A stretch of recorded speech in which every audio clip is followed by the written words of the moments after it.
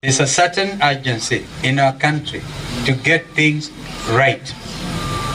When you have a whole leader given the instruments of power, which include a sword, na nasema unadhani ilipatiwa kisu hii ya kukata maharagwe naye ni ya kukata watu.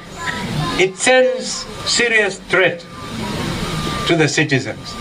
We want to live in a country which is threat-free, a country that recognizes the independence of the institutions, the judiciary. So we must speak about security and tell the president and the government that one of their mandates is to make sure every Kenyan is living safely. Hata ukilala kwa barabara, you should be safe. You don't have to be in your home.